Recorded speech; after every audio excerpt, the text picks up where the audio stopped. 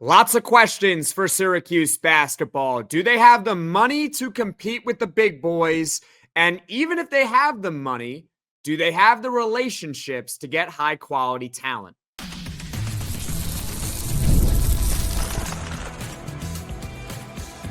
You are Locked On Syracuse, your daily podcast on the Syracuse Orange. Part of the Locked On Podcast Network, your team every day. Hello, everyone, and welcome into Locked On Syracuse. I'm Jackson Holzer, and thank you for making us your first listen of every single day here on the Locked On Podcast Network. Your team every day. We're free and available wherever you get your podcasts. And on today's show, we're going to talk about all the questions for Syracuse basketball this offseason. Do they have the NIL money? Do they have the relationships? Is Syracuse basketball going to be scared off from mid-major players because of what happened last offseason? I hope not. We'll talk about that later on in the show. And plus, wouldn't it be nice if Syracuse basketball, I don't know, could find a diamond in the rough? Wouldn't that be cool to find someone who's undervalued by everyone else in college basketball and ends up being a superstar for Syracuse next year? That would be really cool. All that and more here on today's show of Locked On Syracuse. This episode is brought to you by Monarch Money. Take control of your finances with Monarch Money. Use code LOCKEDONCollege at monarchmoney.com for 50% off your first year. Before we get into all the questions for Syracuse basketball this offseason, I just want to thank you all. Yesterday, we gained a channel record for most subscribers in a single day. So shout out to all those who subscribed yesterday. I hope I do not let you down. Shout out to those who subscribe every single day here to Locked On Syracuse. And if you haven't done so already, please feel free to hit that subscribe button. It helps the channel grow and reach all Syracuse Orange fans. Again, just want to say thank you to all of you who watch Locked On Syracuse or listen to Locked On Syracuse on a daily basis. And trust me, there's going to be a lot of content coming out in the next few days and weeks with the transfer portal beginning on Monday. Oh boy, Syracuse, tick-tock, you're on the clock. Now, first question, and this is probably the most important question of the offseason. Is Syracuse basketball going to have the money to compete with the big boys for players this offseason? We know from various reports that Syracuse basketball's budget, NIL, rev sharing, it's going to be significantly increased from a year ago. It was reported that Syracuse basketball's budget for this season was $2.5 million, which ranked in the middle of the ACC. And I have said before here on this podcast, but I will say it again just as a reminder, Syracuse basketball, even if they didn't increase their budget, would still get an additional $1 million, bringing it to $3.5 million because they're playing in the Vegas NIL era tournament next year. So that's $3 million just for showing up to that tournament next year that you can distribute to your players and, well, promise them right now that they will get a cut of that money. We also know that Syracuse basketball will spend to the limit as far as rev sharing. Rev sharing is a brand new thing that is going to start this summer, but I believe it can apply to the players right now. The maximum allowed is $20.5 million. Now, that doesn't mean that $20.5 million is going to go to the men's basketball program. What it does mean is that Syracuse basketball is going to spend $20.5 million on players and coaches for all of its athletic programs. Most of it is going to go to football and men's basketball. So they're going to have a lot more money to work with this offseason compared to last offseason. Having said that, back to the question, is it going to be enough? Because you know the other schools are not going to just stop spending. You think they're going to stop? You think Louisville, who reportedly had a $4.5 million NIL budget, and after the season that they just had, and currently in the NCAA tournament, you think that they're going to stop at $4.5 million? Probably not, right? And I would be very surprised if they did not increase that significantly this offseason to compete further in the ACC and around the country. NC State, they just hired Will Wade about an hour ago from the time I'm recording this. You think Will Wade took the NC State job for them to be poverty, for them to not spend any money on players? Hello? So Syracuse basketball, I hear you. I know that there's going to be more money in the program, but is it going to be enough? That's a question that needs to be answered this offseason, and we'll find out based on the quality of players they get in the transfer portal. But let's be optimistic here on this podcast, because there is a lot of negativity with the Syracuse basketball program, rightfully so, because they stunk last season. But let's be optimistic here for a moment. Let's say that Syracuse basketball has the money to be able to get any player or players it wants and needs this offseason, right? Let's just say that, I know Kadari Richmond's out of eligibility, but if Kadari Richmond were to enter the transfer portal like he did a year ago, Syracuse basketball would be able to match whatever St. John's got him for in the portal last year. Let's say that can happen, right? Syracuse basketball has the money. Cool. But do they have the relationships? Relationships matter, ladies and gentlemen. Whenever I have on Locked On college football recruiting expert Brian Smith here on the podcast, he always emphasizes one thing when it comes to recruiting, and it also applies to the transfer portal. Relationships.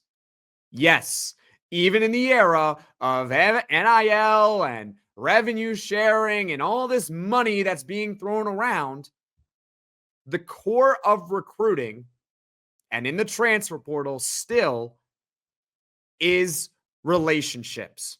Of course, money matters. Of course it does.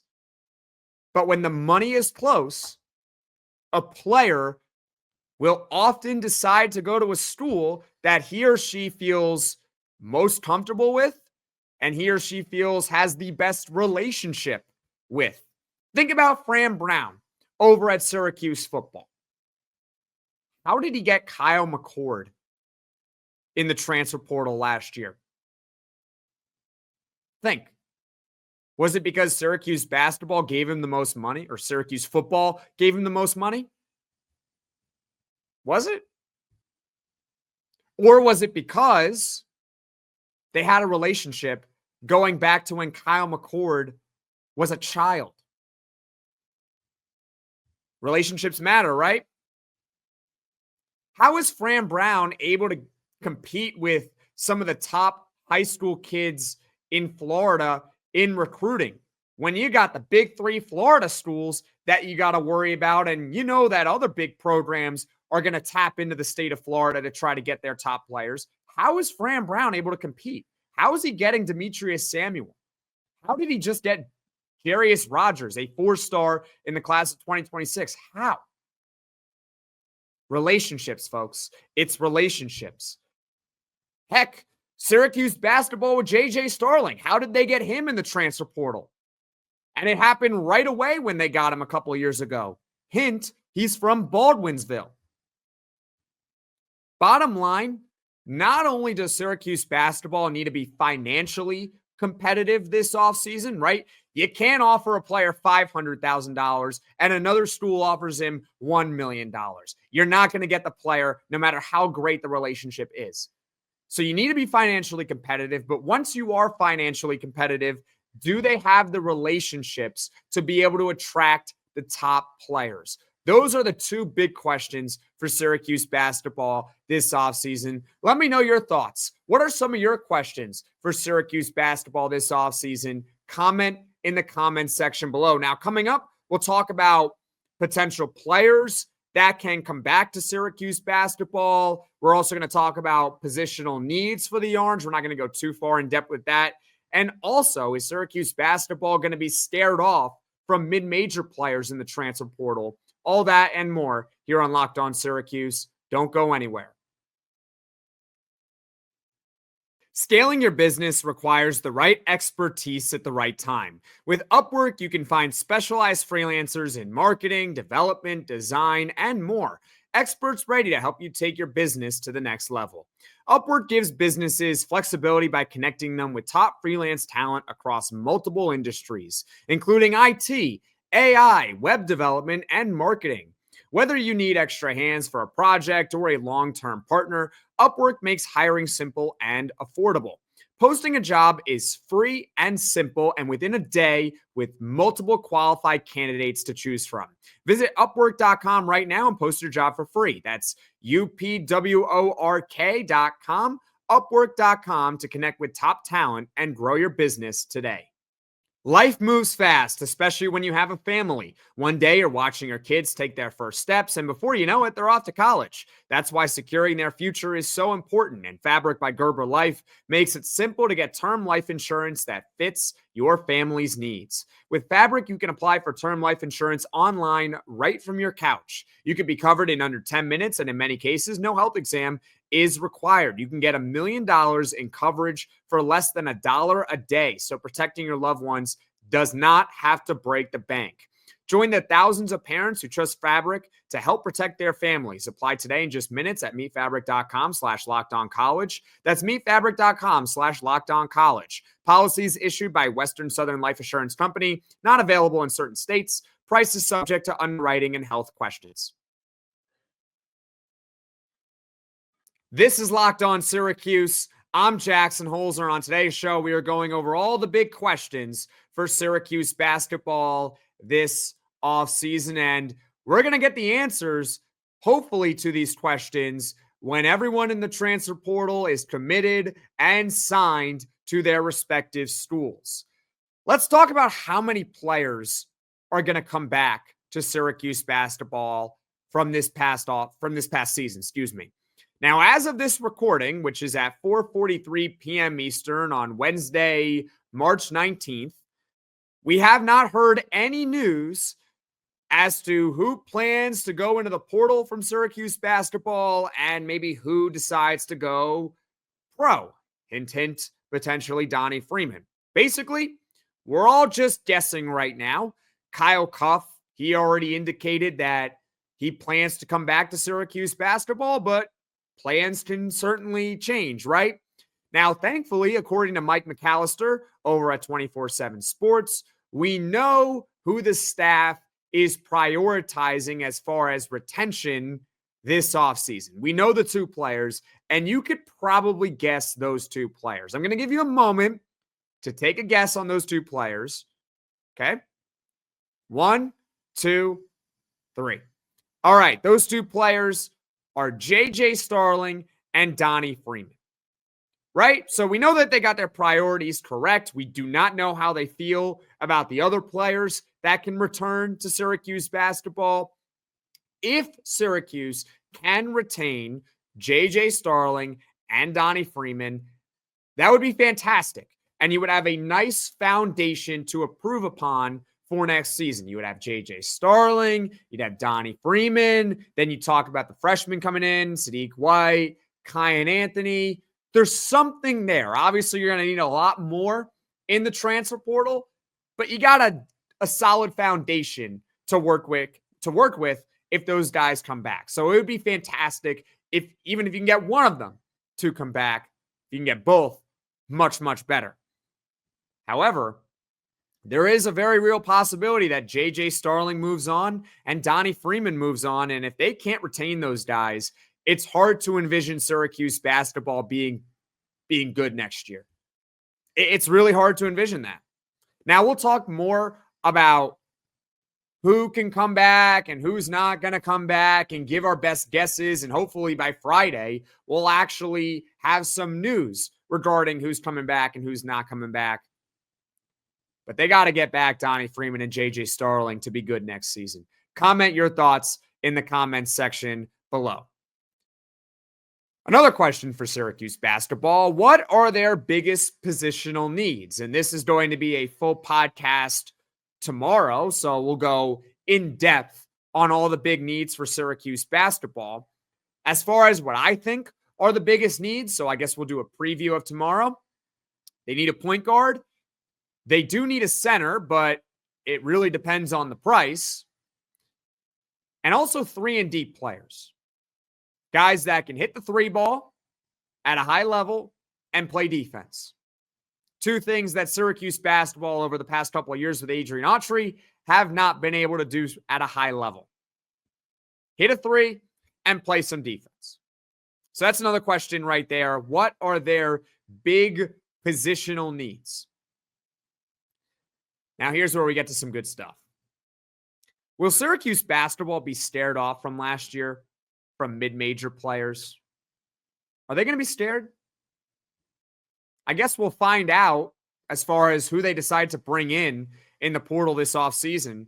But a lot of folks will point out that the reason why the transfers from this past offseason into this year, they didn't work, is because of the school that they came from, right? You got Jyare Davis coming from Delaware and Jaquan Carlos from Hofstra and Lucas Taylor is from Georgia State. And the only reason why Eddie Lampkin really panned out is because, well, he came from Colorado.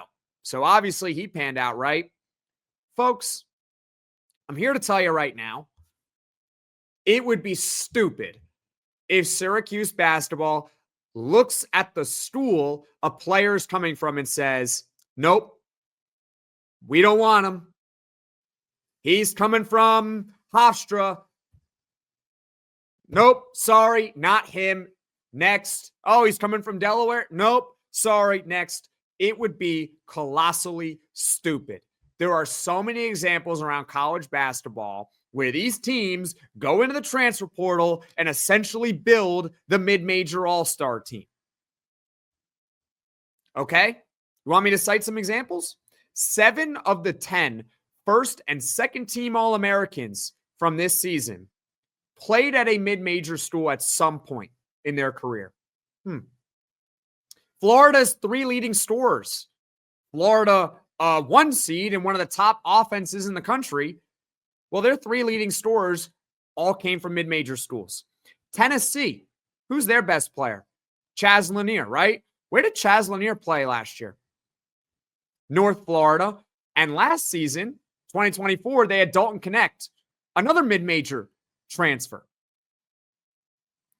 There are 2 reasons why a transfer may or may not work out, and it's got nothing to do with the school that they come from. Number 1 is the ability of the player. Can the player play or can he not play? And number 2, does he fit or does he not fit the school? The new school, I should say. It has nothing to do about where a player came from. Now, coming up, we'll continue this conversation on mid-major players and also talk about potentially finding a diamond in the rough. So don't go anywhere here on Locked On Syracuse. Ever check your bank account and wonder, where did all my money go? Between dining out, online shopping, and entertainment, it's easy to lose track, and that's where Monarch Money comes in. Your personal CFO giving you full visibility and control over your finances. Monarch Money isn't just a budgeting app, it's a complete financial command center. You can track all your accounts, investments, and spending in one place so you stop just managing your money and start building wealth. Instead of juggling multiple apps, you can use Monarch to check your finances, track spending, and even plan long-term goals. Take control of your finances with Monarch Money. Use code LOCKEDONCollege at monarchmoney.com for 50% off your first year. That's monarchmoney.com, code LOCKEDONCollege for half off your first year. The NCAA tournament is here, and so is the bracket breakdown. Locked On Podcast Network and Amazon Fire TV channels are teaming up to deliver NCAA tournament coverage like never before. Watch studio shows featuring former players and Locked On's local experts as they guide you through every upset, buzzer beater, and bracket matchup. Stream it all for free on Amazon Fire TV channel. Search Bracket Breakdown to see it all for free. It's your team every day.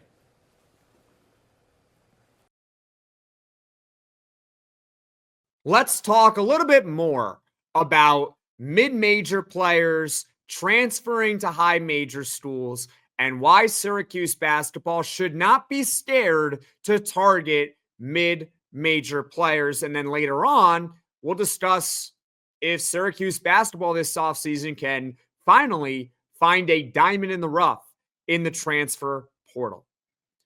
So some more examples. Let's look at Louisville. Louisville, an 8 seed in the NCAA tournament. Everyone talks about Chucky Hepburn, and rightfully so. He's a great player, and he's a high major transfer. He went from one high major school to another high major school. But what people don't talk about is some of their other transfers that they got last offseason. How about Terrence Edwards? Terrence Edwards is their leading scorer. He spent his first 4 years at James Madison. How about Rain Smith? He's a good player, right? We'd want him on Syracuse. Rain Smith spent the previous 3 years in college at the College of Charleston. That's Louisville right there. A lot of these schools will take the best players from mid-majors, bring them onto their team, and they do just fine. Who's Texas Tech's best player? JT Toppin. Can anyone tell me where he went to school last year? You probably can't, because it's probably a school that you never heard of. Bottom line is this. Syracuse basketball cannot be scared to go after mid-major players just because it didn't work last year. It didn't work last year for one of two reasons. Either A, the players were simply not good enough, or B, they did not fit Syracuse. It has nothing to do with what school the player came from. So Syracuse basketball, please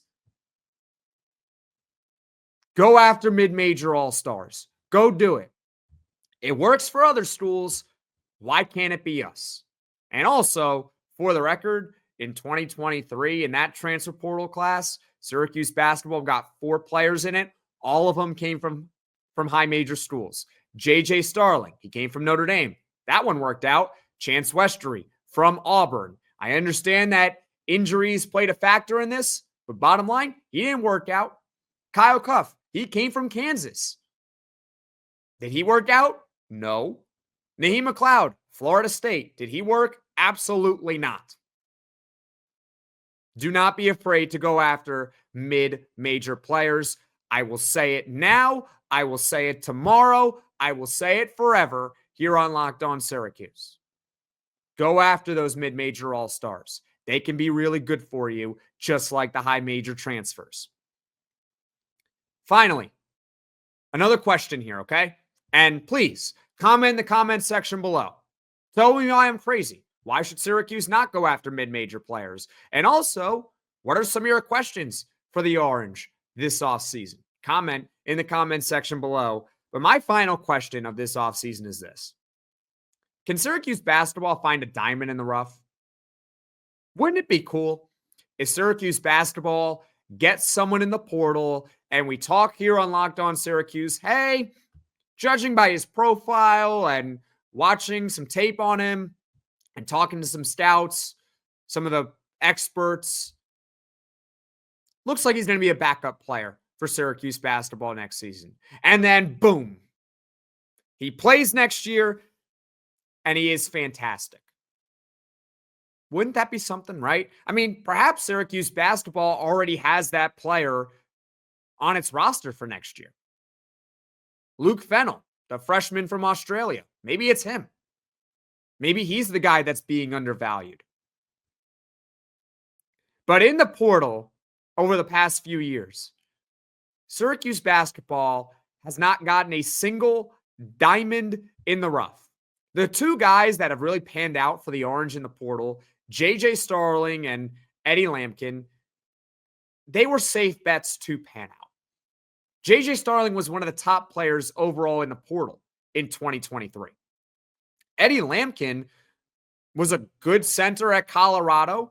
They bring him to Syracuse, and he was once again a pretty good center.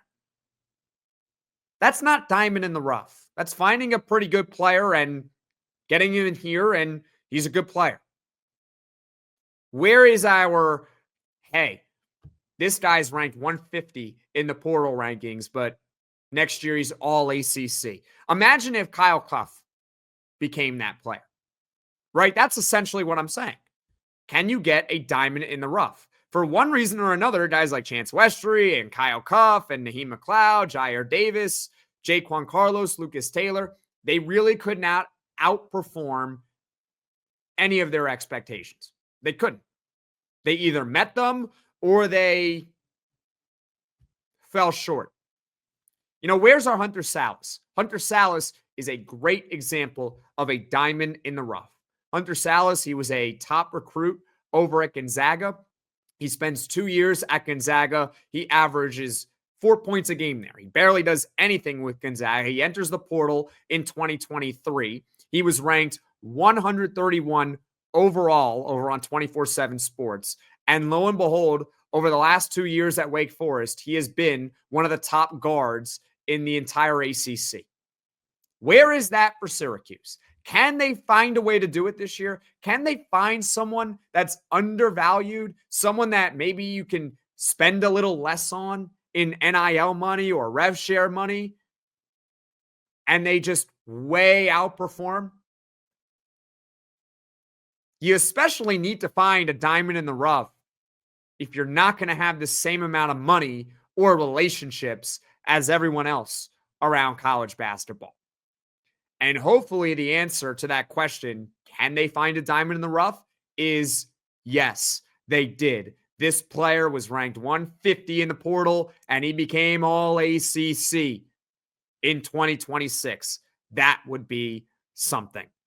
As far as what is coming up here on Locked On Syracuse in the future, later tonight, we will have a mini podcast because it appears Syracuse football is adding a new member to its coaching staff. So we'll talk all about it here later tonight. Plus tomorrow, one of the questions that I proposed here on this podcast is going to be a full podcast, and that's the biggest Syracuse basketball off-season needs, along with maybe some players in the portal right now who could fill those needs. And of course, if there's any breaking news with Syracuse basketball and the transfer portal, Locked On Syracuse is the place where you need to be. Thank you for making Locked On Syracuse your first listen today. And for your second listen, check out the Locked On College Basketball Podcast with Isaac Shade and Andy Patton. March is here, so be the most informed college basketball fan throughout the madness. You can find Locked On College Basketball on YouTube or wherever you get your podcasts. Folks, thank you all so much for watching. Thank you all so much for listening. If you like this podcast, be sure to hit that like button. If you really enjoy the podcast, be sure to hit subscribe. Tell all your friends about Locked On Syracuse. Once again, thank you for yesterday, the biggest growth in the history of Locked On Syracuse. Thank you all so much who subscribed yesterday, and of course, all those who continue to subscribe. And of course, I will see you all again soon.